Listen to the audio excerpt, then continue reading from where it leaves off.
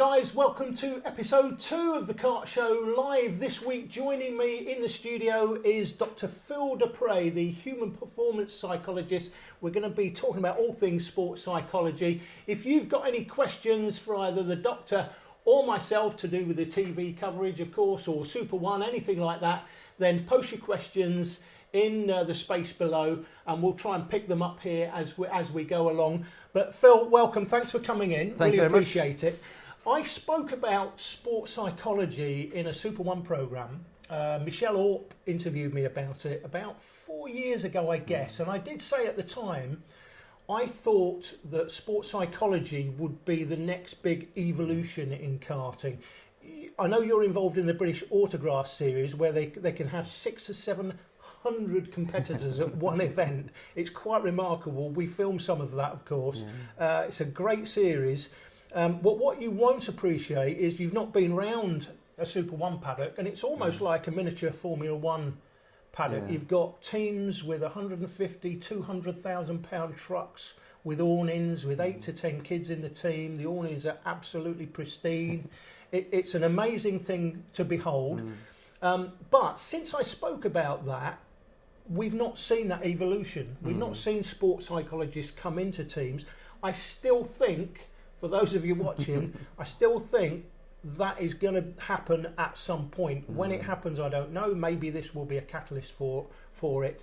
But certainly something that I believe in quite strongly. I did a lot of reading on it. Never took the degree, but did a lot of reading on it to try and utilise the sort of skill set that sports psychologists bring to the game with myself and my own son.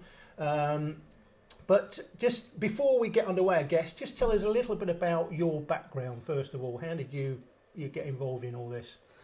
Well, I've been involved in motorsport for over 26 years now, competing. And I've always been interested in the psychology side of things. And my PhD was based on challenge. And not just looking at challenge as some concept, but how you can actually use challenge as a motivation. And a big element of that, I was looking at sport. And I was interested in how people like Michael Schumacher, Valentino Rossi, not only become very successful, but what it was that maintained that success over many, many years, many, many championships. And I thought, there must be something in this, what's going on? And I combined my hobby, racing, and my academic background to put them both together and try and come up with some meaningful reason of how people are successful and how people remain successful. So, and psychology obviously is a huge part of the difference between, you know, one person and another, their attitude. It's about that winning mentality, isn't it, I guess? Definitely. I think it can make the difference between being very successful and being maybe just successful. It's that different mental edge you can bring to not just the race itself, but the preparation beforehand and the learning from the race after. But it also brings in lots of different life skills as well. And racing now is more than just the track day. There's a lot of media involved, there's a lot of sponsorship involved. Yep. The psychology element brings in all that together. And again, you can take the learning that you've taken from that into everyday life. Okay, you know, the one thing I want to ask you, in the last, I'm not sure when it started, when I was a kid at school, I was county champion in 4 different sports. I was constantly competing. I love that element of being at school. I'd love to go back to school and do it all over again if I could. But there seems to have been a point in the last, I'm not sure when it was, 10, 15 years ago maybe, when we saw head teachers start to bring in this, what I like to call this namby-pamby culture of kids shouldn't be competing, it's bad for them, which I disagree with so fundamentally, I can't tell you. I'm not sure what your view is, but if, you know, the first thing kids do when they leave school, for example, is go and compete for a job. They don't have the teacher holding their hand saying, you've just failed to get the job for the 15th time, but don't worry, you'll get a job in the end. And I also think, you know, if you're giving every person that competes in a school sports day a medal, it devalues the medal to some extent, both for those that are winning the medals for winning, and kids aren't stupid. If they're coming last out of a group of 18 kids and they happen to be 18th and they get a medal for it, they're not daft. I'm not sure what that does to them psychologically and emotionally. But what's your view on that? I think within the world of psychology, that there's always this debate: is competition part of it, this innateness? We're born with it, or is it something that's more socialised that we bring up as part as we grow up? I'm a great believer in individuals, and if somebody wants to be part of a competitive area, they should be allowed to. And if they don't want to be involved in competitive areas, then they should be able to opt out of it.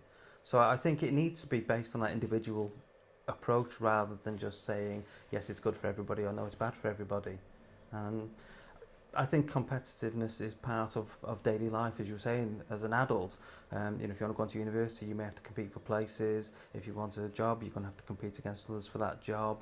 And in motorsport, it's the underlying principle that you will have to compete against everybody, especially if you're going to progress through the ranks and move up through the different formula. You're going to have to compete and not only compete, but be the best. Okay, and what's the difference between dealing with a child in psychology and dealing with an adult in this case, obviously we're talking sports, we're talking specifically motorsport. Yeah. What's the difference between, from your point of view, notwithstanding that we've got issues with regards to obviously safeguarding children practices, we need to make sure that children, are not with adults in a locked room or anything like that. I know with my guys, I always say to them, never ever put yourself in a position where you're somewhere with a child on your own. It should always be a public area, never a private area. That's important these days. Very much so. What difficulty would that present to you? Because I'm assuming if you're dealing with a child, for example, 8-9-year-old kid, the conversation you have with them, I'm assuming, needs to be a sort of, it's almost like, I know it's not doctor-patient, I think you've said yourself it's like doctor-client, but it's still private, isn't it? You won't want, 9 or 10-year-old might say something to you on your own that they may not say if the parents just happen to be listening. For example, they might say, you know what, I really hate this sport. I don't really do it for myself. I do it because my dad wants me to do it. And, if they said something like that, if they did say something like that, what would you say? And what are some of the difficulties? Fundamentally, it would have to be a public area when you're interacting with the kids, but you wouldn't want them in earshot of the parents, I guess. I think the first thing, you need to be fully qualified, fully insured. Personally, I've DRB advanced checked, so I make sure when I'm working it's at a high professional level. But I think it's always important when you're working with any driver to encourage them to work as part of a team. So the parents are part of that team. So it's great to try and get everybody to work together, because everybody's after the same result at the end of the day, and to get people to work in that single focus of what everybody wants to do. So yeah, part of it is working with the drivers beforehand on the race day, but part of it as well is trying to get them to be part of a team, because as we progress through, it's an odd sport, motorsport, in that when you're out there it's very individual, but it's very much a team effort. It's very much everybody behind the scenes that is putting as much work in for somebody to win as actually the driver when they're out on the track. Yeah, absolutely right. And the interesting thing about motorsport, of course, is what's the psychological difference between girls and lads, women and men competing in the same sport? Because of course in motorsport that's what we have. We've got girls competing with the lads, teenage girls competing with teenage boys, whereas in most sports, athletics, tennis, even things like table tennis, where you would think a woman should be able to compete with a man, there's plenty of sports where you think they should be able to compete with a man, but they don't. They separate the two things, so you have women's and men's. In motorsport, of course, we don't have that, and in particular in karting, you've got teenage girls. I mean, I know last year we had Abby Pulling, 13 years of age, competing in junior TKM against 17-year-old lads. Now, that's an interesting psychological dynamic going on there, because I know if it was my son, I think his quote was, if she beat me, I'd be opening a vein. Yeah. You know, there's no way I could allow her to beat me at 13 years of age. I'm 17. I can't allow somebody to beat me who's a girl. So there's an interesting psychological dynamic going on there with the lads, but also from her point of view. But what is there any psychological difference? Should there be any psychological difference between girls competing with lads in the same sport? I'm researching, looking into mental toughness at the moment, and all the research I found said there's no difference between men and women from a mental toughness perspective. So I'd argue not, and I'm working with several drivers at the moment, carrying out some research to specifically try and find that out. So the research that's out there doesn't tend to cover motorsports, but that's what I'm looking at this year. But all the preliminary research in other sports says no, there's no difference. Okay, and why is psychology important then? What's the? I'm guessing the difference between one and another. We sort of broached this earlier.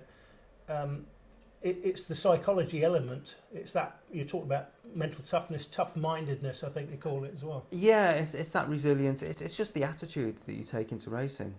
I've seen it myself. You mentioned before, out of the autocross racing I do, that there's so many that in each class that race, that the grids are shuffled, organised by random on the computer, and then put up so people can see what grids they're in. And a lot of people go down and have a look where their name is, and then have a look at the list and go, oh, I'm out with him, or I'm out with him, or I'm out with him. And then all of a sudden they've put themselves in fourth before they've even got to the grid. Right. So, what really should be doing is going down, have a look and going, okay, I'm in race 3, grid 4. And I guess I've always said to people, somebody asked a question last week actually. I should apologise, by the way, guys, for last week's show. You've not been able to watch it back. We had a huge glitch right at the end in the software, which meant that it didn't actually save. It was an hour and 3/4 programme. It was absolutely fantastic, and unfortunately, it didn't save. So we're unable to watch it back. But hope those of you that watched it enjoyed it. Going to get to some of your questions in a second as well. Not sure what you were saying there, but I've lost my train of thought. But just while I get back to it, what can a dad and lad do? Yeah. Perhaps, obviously, if they're recruiting a sports psychologist specifically or human performance specialist, what do you think a dad and lad team, mum and dad team can do themselves to take advantage of the psychological aspect of the sport? It's very much, from my perspective, it's about building somebody's confidence, it's about being positive, and it's about taking all the learning opportunities you can take from whatever's happened. So, somebody may crash, somebody may spin out, may make a mistake. So it's not a case of turning that into a negative, but it's turning it into a positive. What can we take from this? What can we learn from this? How can we move forward from it? So it's that building up the confidence, and it's like an upward spiral. The more confidence you build, the better you become. The better you become, the more confidence you build. So it can be the opposite of like a downward spiral, where if you do make a mistake, your confidence drops, which then tends to mean you make another mistake, which your confidence drops. So it's just turning it around, just that positivity, which makes a big difference and helps. Okay, and what's the line between, you're talking about, parents being supportive. Is there a line between being pushy and being supportive? Because we've seen, we quite often see, parents, over the years, I've seen parents completely and utterly cross the line with their kids, almost bordering on abuse of their children because they've not done particularly well.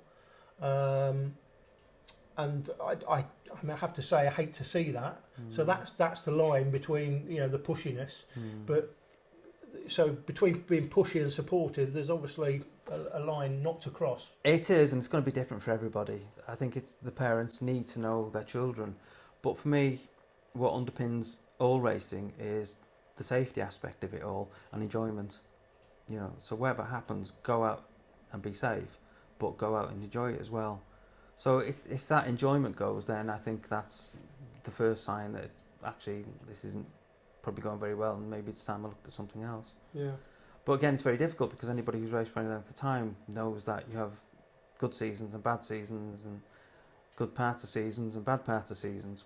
And again, it's that psychological input that can get you over the bad times, you know, the breakages, the mistakes, the accidents, which happens to everybody. But how you turn that around and how you then use that in a positive way to move forward from it. Okay. And I think we were talking before about when we were saying about, you know, the driver can be their worst own enemy in a way, you know, but they can sort of defeat themselves before they get out and do anything else. So it's that positivity, that self-talk. Okay. I'm trying to look on Facebook here, guys. I don't seem to have Facebook up, so I'm not sure whether you've got any questions coming in, Martin. Is it playing live? Hopefully we're going out live. If not, we're certainly recording this one so that we can put it out later. We have got one from Marcus Cunnington. Marcus Cunnington. Marcus asks, We are dad and lad and have won 4 championships and don't need sports psychologists. This is a sport to be enjoyed with your family. It's not for a career in F1. okay, that's a fair comment. But by the same token, you know, enjoying the sport is the most important thing, isn't it? Definitely. I think you would be the first person to say that. But what we're looking at here is probably, you know, if you're looking to do, you know, what we're saying, Marcus, is what are the other things we can do beyond what we're already doing, and that's, you know, why we're looking at. Very much. Psychology. There's always options out there. And if you're out there and you're just having fun, regardless if you're winning or you're not winning, that's the key thing. You know, if you're having fun and you're spending time together and everything's working well, it's the best it can be. Yeah, absolutely right. And you know, we had a documentary on recently on Channel 4, which I don't think will bring one extra person into the sport, because they were talking about, you know, £130,000 being spent on an 8-year-old. In one case, and I'll say this again, we mentioned this last week on the show, but you know, as an editor, when you can get an 8-year-old to be interviewed on screen, on TV, and ask a question to which they reply, yeah, when I don't win or when I don't do very well, my dad doesn't speak to me. And I remember looking at that thinking, that's a really, really bad comment. Now, as an editor, I'm looking at that thinking that is going in the programme, because I'm making a programme to be controversial. However, as somebody involved in the sport, wanting to bring people into the sport, I would have looked at that and I wouldn't have included it in the programme.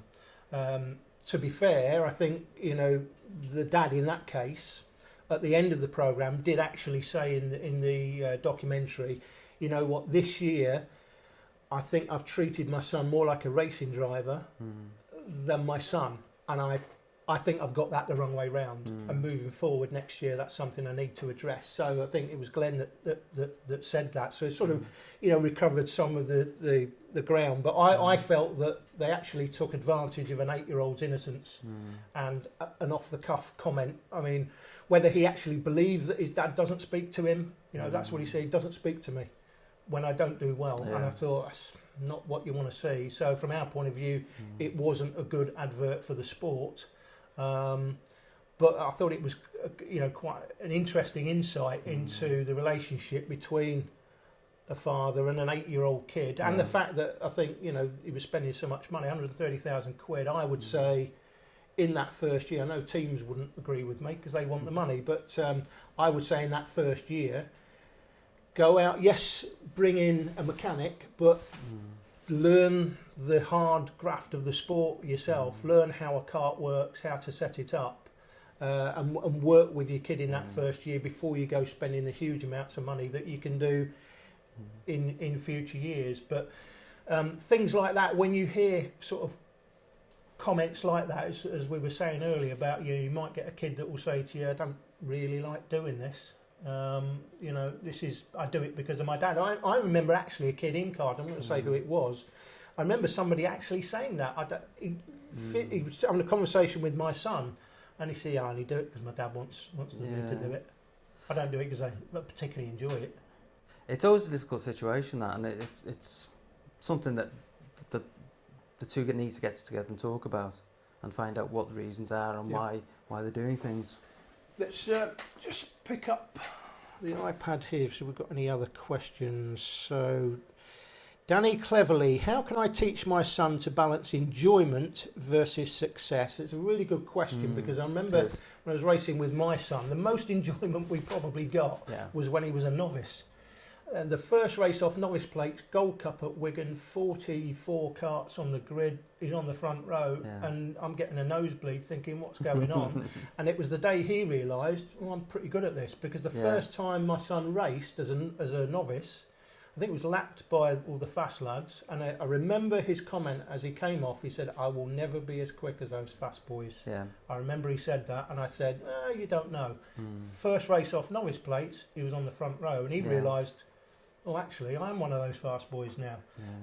Unfortunately, from my point of view, I start piling money into it because of that. But Danny says, how can I teach my son to balance enjoyment versus success? He doesn't enjoy himself in the sport when he's not doing well.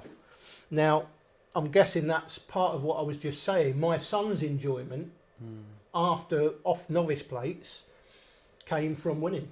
Because when kids do start winning, if they're winning on a regular basis, then all of a sudden they come sixth. I remember my son finishing second in the national championships up at Lark Hall, and it was a long journey home because he had a face. He was absolutely miserable. He finished second. So how do you sort of deal with that sort of level of disappointment? It's quite a difficult one, but I think it's very much, again, anybody who's been involved with motorsport for a long time, you can't win all the time. You know. True. You will always have ups and downs. You'll have good seasons and bad seasons. So learning to deal with not winning is something that's part and parcel.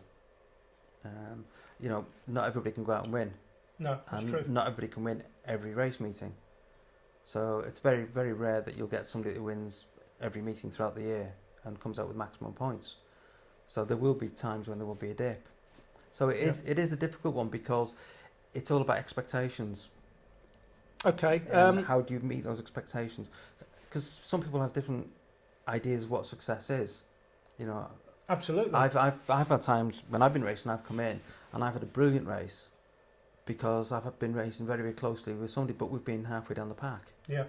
And for me, that was more exciting, more fun than being out in the front by half a lap and having nothing to do, no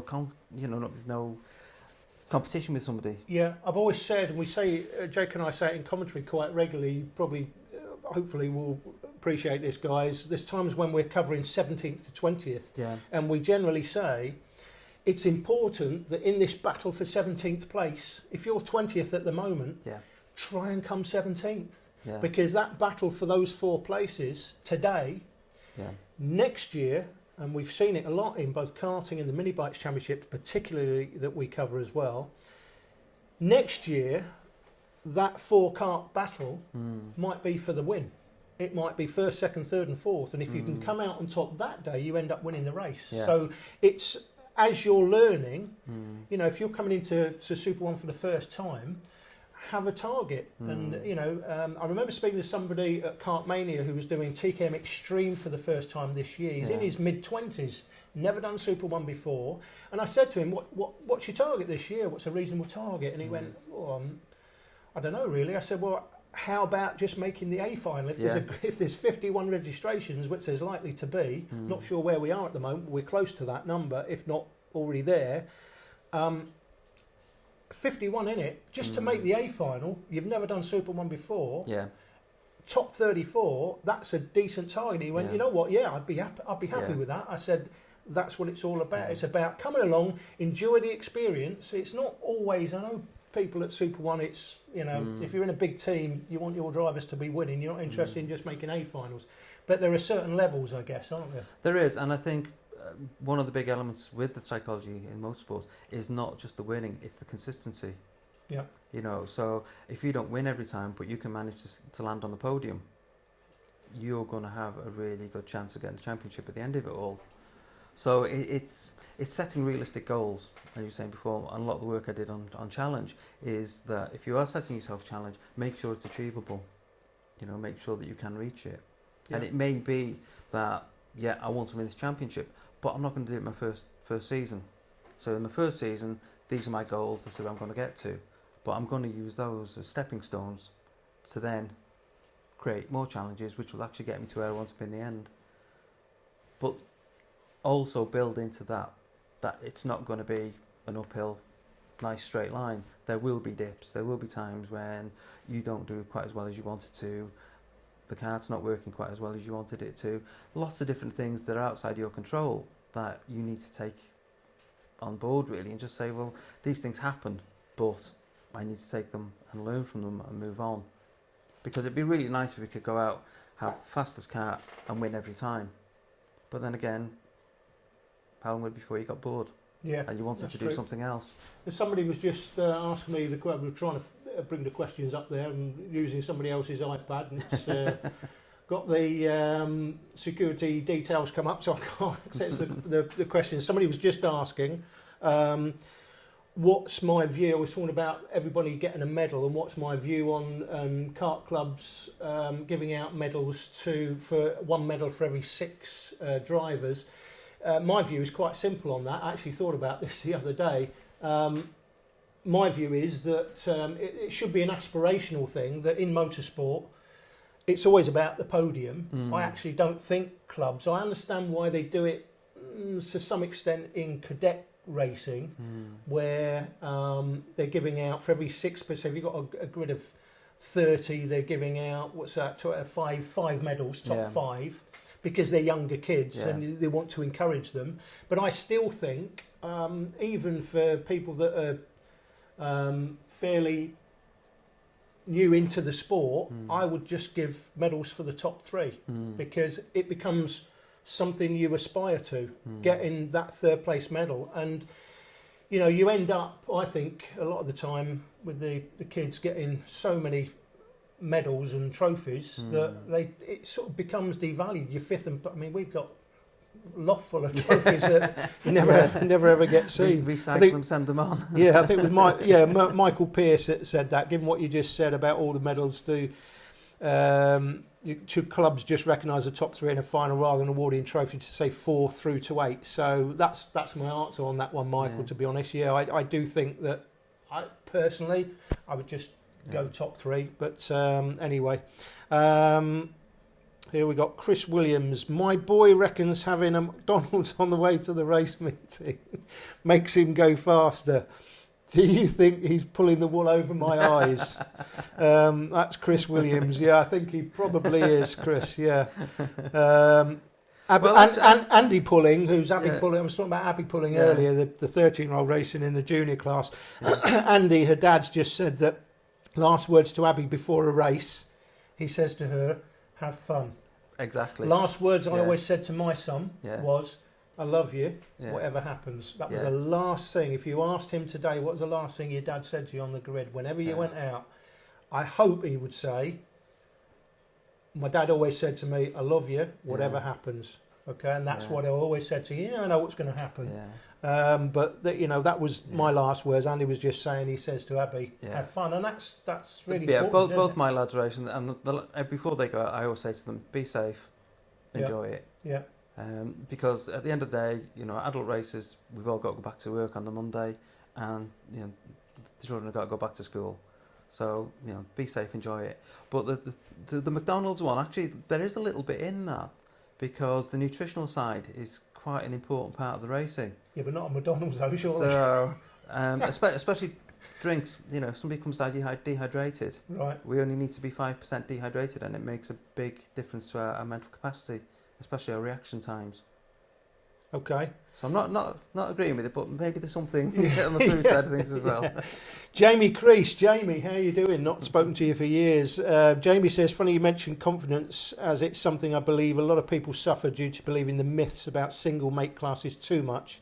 You believe the hype from the class promoters that everyone is on equal kit, and you forget that they may only be doing better than you due to manufacturing tolerances in tyres, engines, etc. Well, I guess that's sort of an issue with motorsport generally. I mean, if you look in Formula One this year, there were only ever going to be one of two winners. Nobody was going to beat Mercedes.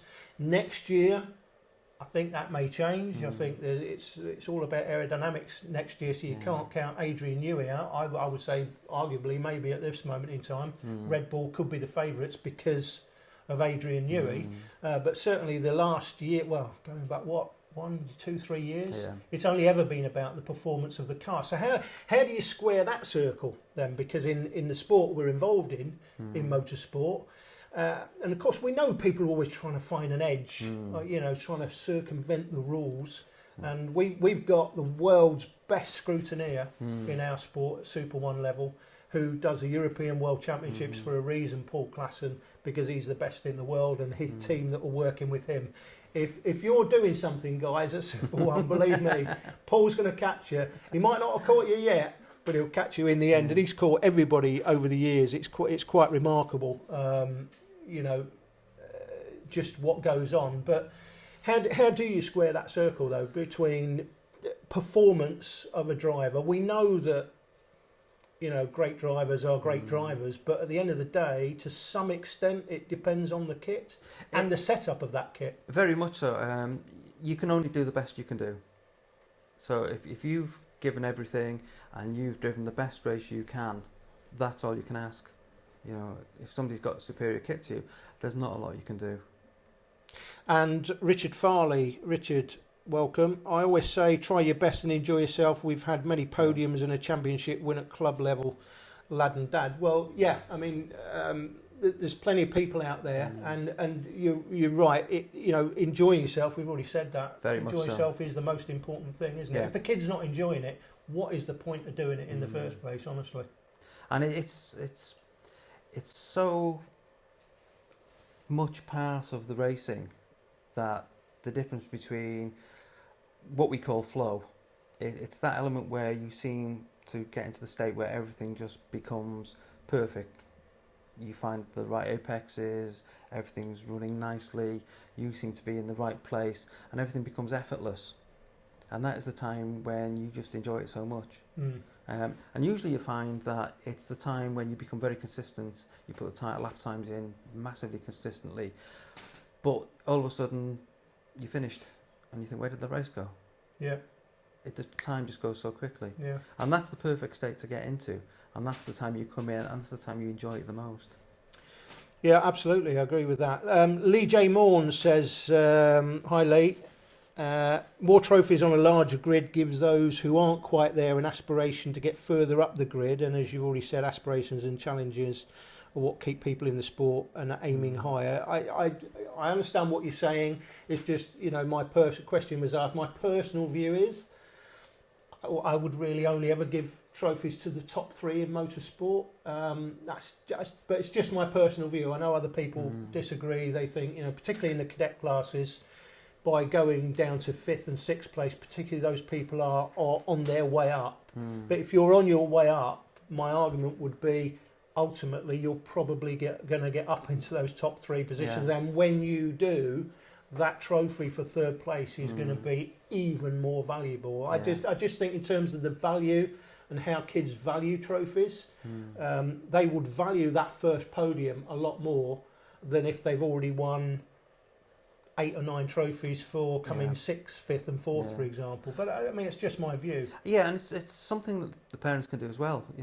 Praise, give the kids something back as well. Yeah. So it's not just the trophies at the end of it all. Yeah. It's just that making a fuss of them and making sure that you know how proud they are, that you're really happy how well they've done. Yeah, and I think going back to the documentary, I know Max and Oliver, the 2 main kids, and then we had somebody who was autistic as well, and that was a great story. I think the better documentary would have been about Abby Pullen trying to win a championship, Or, as Jake mentioned last week, and unfortunately people haven't been able to watch back his comments, but he was saying, to have someone at the absolute highest end of the sport in Super 1, in a big team, somebody dad and lad, maybe a Reggie Dewey, something like that, a Super 1 who's competing, still able to compete with the bigger teams and the drivers, and then go to a club meeting and pick somebody who's going to regular club meetings at that level. I think that would have been a far superior documentary had they done that. They didn't. But what I will say, I know there were comments about the parents didn't come out of it particularly well, but I think where Max's dad is concerned, I said last week, there was a lot of affection, a lot of love and affection, a lot of hugs. I like to see that, and I don't think they came out of it particularly badly. I think in Glenn's case, I know people pointed to the comment Oliver made about my dad never speaks to me, but I think again Glenn recovered that at the end when he said, you know what, I got it wrong this year. I've treated him like a motorsport driver, race driver, instead of treating him like my son. So racing driver first, son second. Yeah. And that's something I've realised, and I thought, that recovered it. But notwithstanding, I don't think the documentary will bring one extra person into the sport, to be fair. Another comment question, James English, which senior championship outside Super 1 is the one to watch in your eyes this year?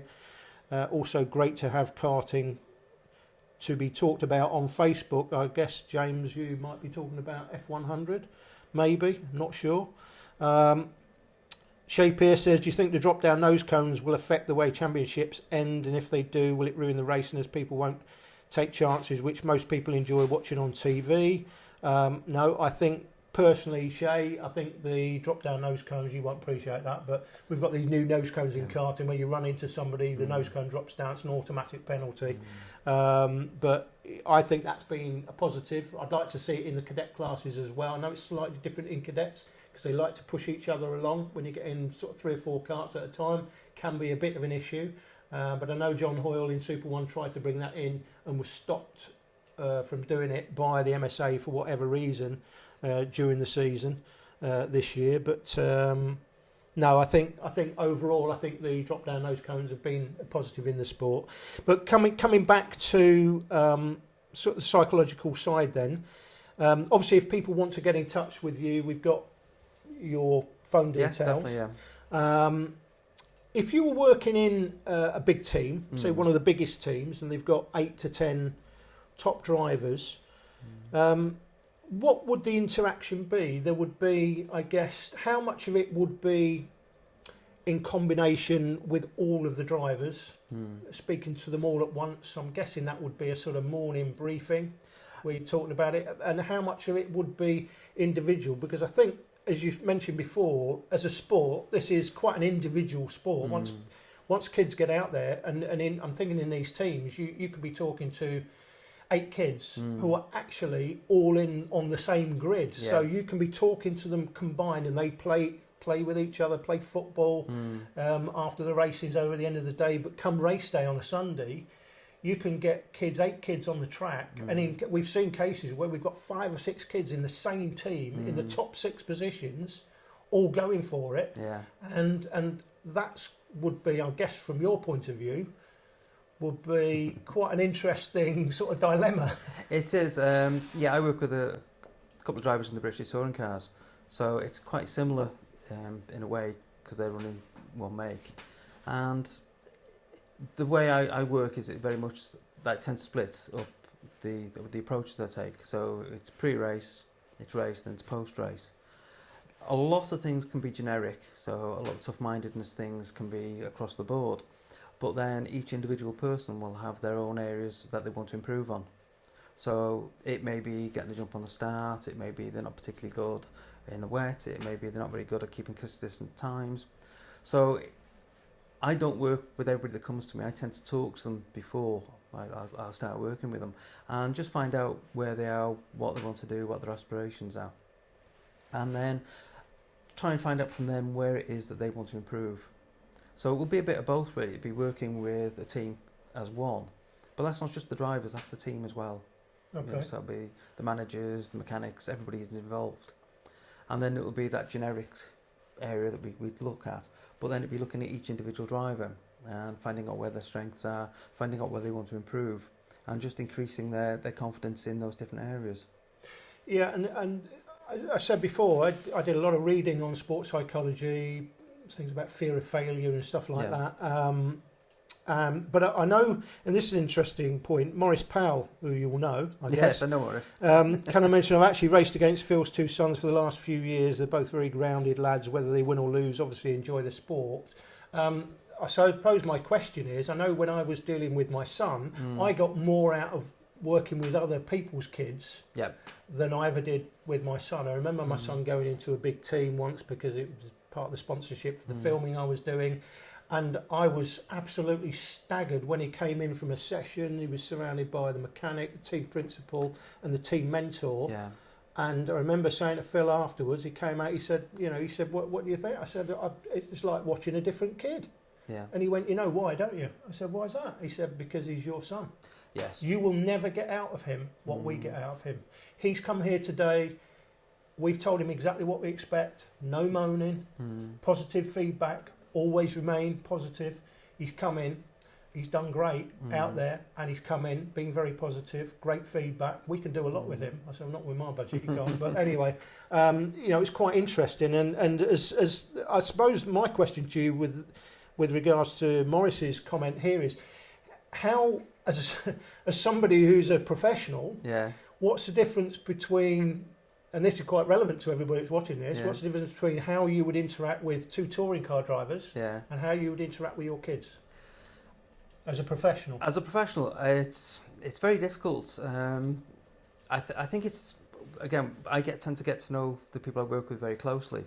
So it's finding out how they tick in a way. So every driver will have a different approach to how they set themselves up for the race. Some will listen to music, some will just want to be quiet, some will want it in the midst of everything that's going on. Same when they finish the race, they will have their different ways of doing things. One of my sons, if it doesn't go quite right, I'll know that I'll walk across and say, are you okay? And he'll say yes, and then I'll walk away and leave him for 5 minutes because I know he'll just want some space for himself. So it's that learning how people work and what their preferences are. Do you want me to come up and start debriefing you now and talking to you now, or do you want me to just leave you alone? And a lot of the drivers, when I'm working, I don't tend to go to the main race itself. And if I'm working with the BTCC, British Touring Car, and Max, I don't tend to do the race itself because I know they've got so much corporate things going on in the day that they're talking with sponsors, they're talking with VIP guests, that I'll just be in the way. So I'm at the end of a phone if they need me, but I also give them the space they need. And I think that's really important. Yep. When are you there to support, but when are you there to give them space? Bradley Pallister, Bradley, welcome, says, I've asked people to speak to my son about what I want him to do, as if it has come from them and it's worked, which is an interesting sort of something we were just talking about, really. I've asked the same and got nothing in response. Definitely works to talk to others. Yeah, that's a bit what I was saying, Bradley, about seeing my son interacting in a team environment. Because every time he would go out in a practice session, and certainly for the younger kids, I've very rarely seen practice sessions with younger kids. They're normally races on a practice day. But I know my son would come in and say, how's that going? Yeah, great. Don't touch it. Well, I think we should change it. Don't touch it. And I used to have to send him off to get an ice. Go and get us an ice cream while I quickly change the gearing without telling him. It would always be like, don't touch it. But if he was in a team, he wouldn't think about saying don't touch it because they are constantly making changes to see what works and what doesn't. So I think what Bradley's saying there is, I think what you're saying there is absolutely right. There is an argument, I think, is there not? Very rare. In fact, I'm not sure I've ever seen this before, but I thought about this, when I was doing some reading on sports psychology, and knowing the sort of feedback I had from other people's kids. I often thought, what, if you're in a sort of two-man awning, you and your mate. I know Tony Theodore was, one of my good friends in Karting. We shared an awning. I often thought, what, maybe Tony should mechanic for Stevie, and deal with him, and I'll mechanic and deal with James. And it just, sort of, I often never did it, but I've often thought, you know what, maybe you should just work with your mate's kid. Yeah. Because I think you would be likely to get more feedback, better quality feedback than, as Phil was saying, you know why that is, don't you? Why is that? Because he's your son. Yeah. It's that comment there. You'll never, and he followed that up by saying, you will never get out of him what we get out of him. Never. And I do agree with that. Yeah, the way society's set up, we fulfil roles. We play a part of a role. Yeah. We'll have different roles, many different roles every day. But from the kids, your child's point of view, you will always be dad. Exactly, Yeah. you'll always be dad. Yeah. So. Yeah, and the other thing, of course, is your dad. Did you ever race, Dad? No, I didn't race. Well, why are you telling me how to race then? I'm the racing driver. That you get that sort of thing going on as well with the dad and lads as well. Very much so. It's a relationship that's very special. It's that bond, and you will never take that dad role out of yourself, and you'll always be seen as that. So it can be difficult, but there are people who actually do really well, and can coach their children particularly well.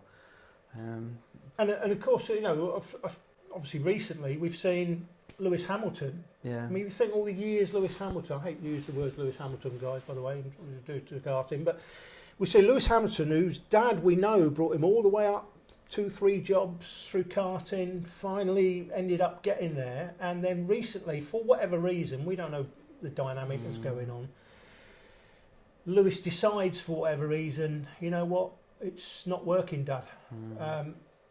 Ta-ta, I hate to sack you, but that's what I'm doing. And you look at that and think, wow, all the effort that his dad put in mechanicking for him over all those years, the 3 jobs that he worked to pay for it until McLaren came along and said, we're going to support you. But it was his dad that got him there, and then for whatever reason, as they become successful, he's decided to sort of part ways with his dad. That's got to be difficult as well, I guess. But from what you're saying, it's maybe a natural conclusion. People grow, and depending which way they grow, we can go closer, we can pull apart, or our roles will change. So it's very difficult to sort of look at something like that because we don't know what's going on in the background. And probably, my relationship with my 2 guys that race, they may tell you something completely different. So I see as I see it. Yeah. So they might say, oh yeah, some of your advice is really, really good. Or they just, take it in one ear and out the other and don't take it notice of what I say. But, only they'll know that. But I've always been honest with everybody and said, I only offer advice, take on board what you think is going to be useful and disregard the rest. Because some of it may be really handy and you may say, actually, I can understand where you're coming from that and that will help me. Or, no, I don't see how that's relevant, so I won't. And I think that goes for everything. Be selective with what you choose. Don't just try everything. Just listen to what somebody says and then cherry pick the best bits, what works for you and what doesn't. I'm hoping, guys, you've still got a live picture. It all seems to have locked up on this iPad, but I'm still getting the questions coming through anyway. Colin Roberts has said, be positive even if it's something that's gone wrong. I agree with that. Always try and get the positives out of a weekend. And people's character is always tested in 2 ways. One, when things aren't going well. If the kart's not handling well, I always say, if 10th is the best result you can get, then get 10th. Don't let the red mist come down and end up 15th. We saw Bradley White in Junior TKM this year, last 3 rounds of the championship, had a nightmare. He ended up down the field, getting involved in incidents, not his own fault, down the field, but he got his head down. And, people say, well, he won the championship on the last lap because of the incident in front. No, he didn't. He won it in the previous rounds when he was down in 20th place and came back to finish 6th and came back to finish 8th. And that last round, everything just takes care of itself at the last round. It all comes out in the wash. But how you deal with adversity when things aren't going well says a lot about a kid's character. And the other thing, I talked about Alex Lloyd last week. Alex suffered a huge crash at Fullbeck last year, life-changing injuries to his teeth that he'll live with for the rest of his life as an adult because he was losing adult teeth. he came back at PF, and the character he showed, he was leading the race at one point on slicks in the rain. Bear in mind that that big incident had happened in the rain on wets. You know, and I'm sure, I remember when my son had a big crash, flipped over in hospital, I remember sitting there looking at him thinking, is this all worth it? I know Alex's mum Rebecca was thinking the same thing. I think, you know, this should be it. Why are we doing it? But Alex is made of sterner stuff than that. Came back, led the race, ended up 7th, and I know you were disappointed with that, Alex, but showed a huge amount of character. Disappointed he didn't finish in the top 3 because he's a racing driver, but the character he showed to come back, I mean, motorsport does build character at all sorts of levels, certainly as juniors, doesn't it? It does, and when my son had a big role, he bent every nut and bolt on the car, and watching it was, this is, you know, I'd rather be out there myself in there, the car, rather than him doing it. And he wanted to get back out straight away. But it's a funny mentality of racing drivers, and I think unless you race yourself, you don't understand it. No. Because I've seen many incidents, and especially with the autographs, and people have got out, and the first thing they've done is looked at the car and see if they can get back out again in the next race. And I said, if I ever crash, I'm not going to do that. And I did. And the first thing I did was have a look at the car and see if I can get out in the next race. Exactly, yeah. You know, I'm like, oh no, I'm not going to get back out again. And I think it's that difference. I don't know what it is that sets racing drivers apart from everybody else, because it is inherently dangerous. And that's why I've said before, you know, the 2 things I always say to my boys is, you know, be safe and enjoy it, because you can't take away that danger element in whatever you're doing. But it's being part of it and knowing that and still doing it. Is there one thing, if you like, the most important thing that you would say parents working with their own kids should be doing from a psychological point of view?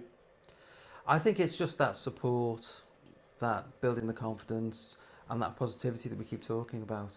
You know, so when these adverse things happen, when things don't go quite right, it's just building that into it. And again, we were talking about, you know, should be giving trophies right further down the grid. Well, if they're not there, you know, there's nothing to stop you making a big fuss of them. And just, again, it's that, you know, I'm actually proud of what you've done, you know, what you've achieved and how you're doing things. Yeah, I agree with that. It's keeping that positivity in there. But also, again, going back to what we said before, are they still enjoying it? Yeah, that's the most. I think that is the one thing I would say to people, and people lose sight of this constantly.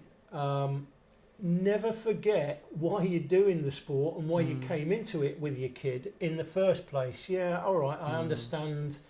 You know, in a lot of cases, you know, you may have raced yourself, maybe didn't achieve what you wanted to achieve, and you're almost. There's no doubt. There's a fact that some people are living their lives again through their children, but for most people, I know with I never even knew kart circuits, outdoor kart circuits existed before I took my kid with my mate who's now a cameraman for me.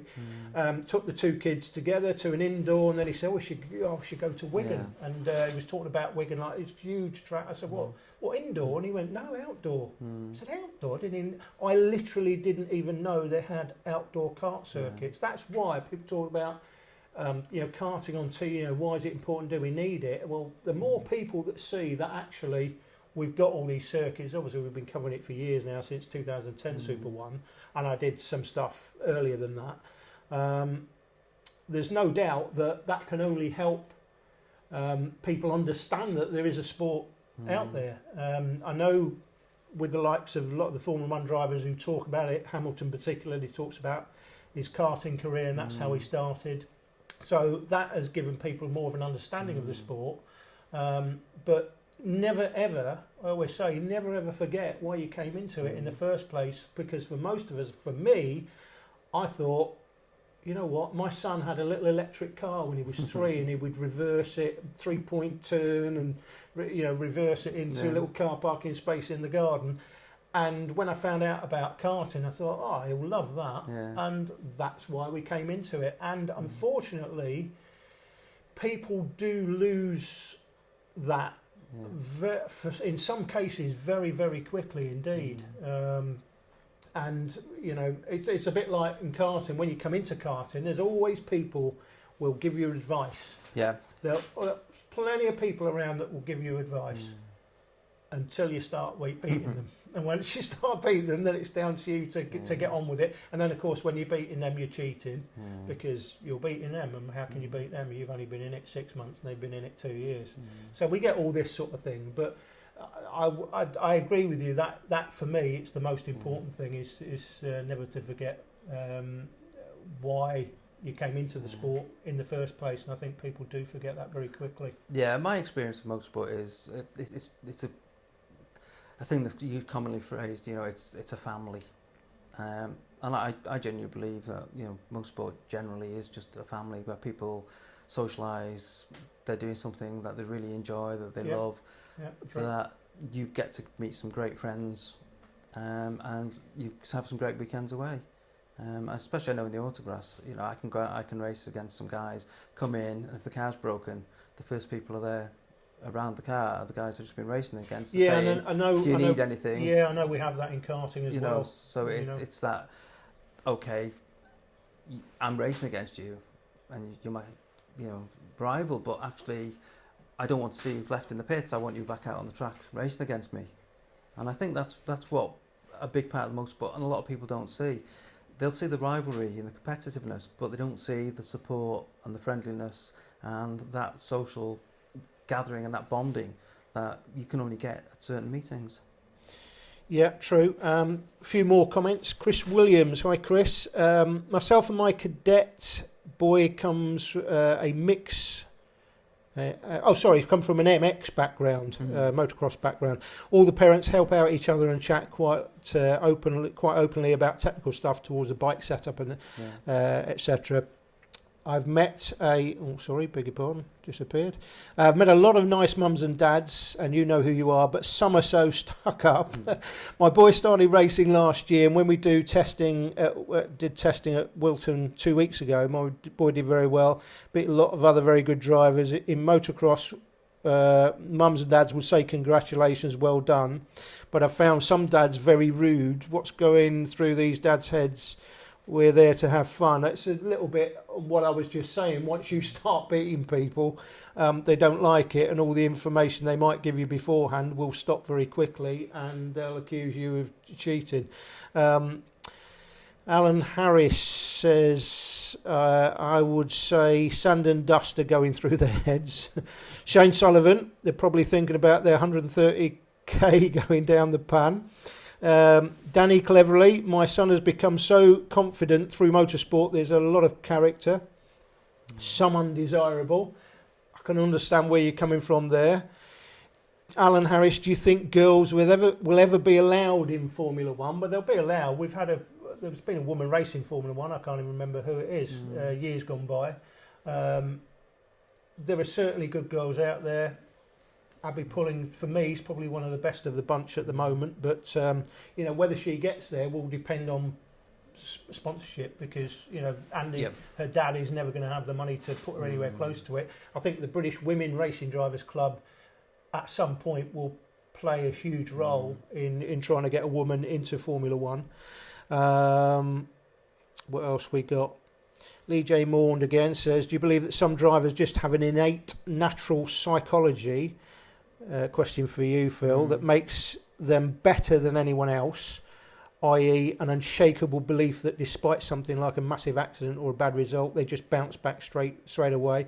Or is it that kind of psychology something that can be developed or built into a driver? You sort of broached this earlier. It's a good question. I think it's a bit of both.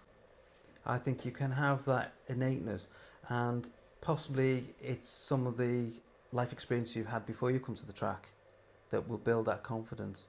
But if somebody isn't quite confident enough, you can build it up.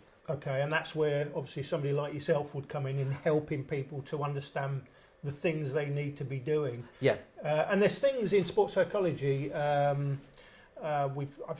spoken about it before, where you know I've said that if you're racing at the weekend, the race weekend shouldn't start when you turn up and you're sitting down there on the practice grid for the first time. It should start in your bedroom on Wednesday night when with a steering wheel, with your eyes closed, running through the track and trying to get as close as you can to the track record in your mind. Do it on a stopwatch, and then when you think you're at the track, so you're sort of physically going through. I can't remember what they call that now. They call it's visualization. Visualization. Yeah. Jensen Button spoke about that. I know that's something that Jensen believes in quite strongly, and so do I. And we've seen people in karting do it as well. I remember Jordan Baines going through that process some time ago. We've got Mark Baines, MBM, his team this year coming into Super One. And there's no doubt in my mind that things like visualization, doing that, I used to do it as a kid without realising what it was.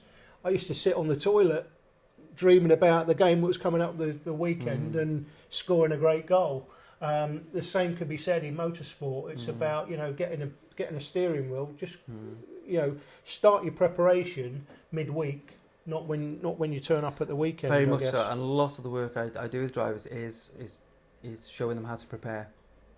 And a lot of it is a routine, and building that routine and sticking with that routine. Yeah. And another thing with the preparation coming up, I always try and get my drivers to keep a journal. Right. So nearly everybody will have a technical list of what their kind of spec should be for each track. Yeah. So they can replicate it when they go back again. But how many people actually make a note of what their mental attitude was when they won? So if you've got this record of what you've done when you've won, and then you compare it to when you've had a bad day, right? What are the differences? That's an interesting one, because I asked my son that. I mean, my son he won the BRDC scholarship when he was 15, youngest to win that at the time. Never raced in a kart since. It was an absolute nightmare disaster. Did one race and had to pack in, otherwise I would have gone bankrupt. But I remember saying to him, he allegedly he had an Evo 8 road car, and he got from my house here, you live out in Mould, so you know where Glannygorse is. It's a 55 minute drive. Allegedly he got to Glannygorse in 22 minutes one day in his Evo 8 with my cameraman on board. Allegedly. And my cameraman said it's unbelievable how he's talking while he's driving at sort of 60 mile an hour through the country roads. He said if he raced today, it would be absolutely unbelievable, because how he can. He said I was, white knuckle ride. And I remember saying to him, how when he was a kid, you'd hardly get anything out of him. Now he's 26. I've said to him probably a year ago, how would you? I said, when you were racing, and people won't appreciate this, but whenever he was in a race, close race towards the front, we've got a race here on the wall. There's some famous names in that picture behind him there, and that was the week before Super One when he won at Wigan. He never ever lost a close. We either lost by a mile generally, not close, but when it was a close battle, 3 or 4 in it, he'd end up at the front. And I remember saying to him about a year ago, I said, I never got much out of you when you were a kid, but now you're a bit older. What was your thing? What was your mindset in races like that when you were towards the front? And he just said, simple. He said, I just couldn't lose. He said, I remember racing at Wigan once, and there was sort of half a dozen of us in it. And he said the kart was just so good. I just thought, I cannot lose this race. I cannot lose, because everything's just working perfectly. It was close. He said it was all nip and tuck. But he said I just knew I couldn't lose, and he didn't. And it's quite, again, it comes down to that that winning mentality. I started writing a book on winning mentality once, and didn't finish it. It's like we talked before. It's that flow when you get to that stage where time just drifts away, and absolutely everything seems perfect. And just no matter what you do, everything's just spot on. Okay. Well, I think we're all questioned out, guys. I think we're at that point in the show where we can say thanks very much for coming, Phil. My pleasure. Appreciate your time. Thank you very much. If you want to get in touch with Phil, it's phone number's probably been coming up and on the screen. My thanks to my colleague Martin for producing and directing the show and switching between the shots. If you want to get in touch with Phil, if you've not made a note of the phone number, then hopefully when we save this, it will save to Facebook, and you can watch it all back. But if you need Phil's number, get in touch with me. If you want to have a chat with him, I'm sure if someone wants to phone you just to not a problem chat through at all. something with you, then you do that. That's great. Thanks for that. I think that's about it for this show, guys. Looking forward. 2 weeks' time is the next show. I think what's we 5th today, 12th, so 19th of January, 7 p.m. John Hoyle is going to be here. He doesn't know it yet, but he's going to be here. Either he's going to be here or we're going down to his place, but John Hoyle is going to be on the show. We're going to be talking all things Super 1. There are no questions barred. You can fire in the questions live. He will not know what you want to ask him. If you want me to put questions to him, you can do that beforehand. I will not discuss with him what the questions are. It will be asked on the night. You can ask anything you want, no holds barred. That's the next show coming up, episode 3, 2 weeks' time, 7 o'clock on the Thursday. Make sure you tune into that. I expect there to be some big numbers watching that night. It's going to be a fascinating show. But until then, thanks for tuning in. Hopefully we won't have any issues with this thing saving, and you'll be able to watch the programme back. But for now, that's it. Look forward to seeing you again soon.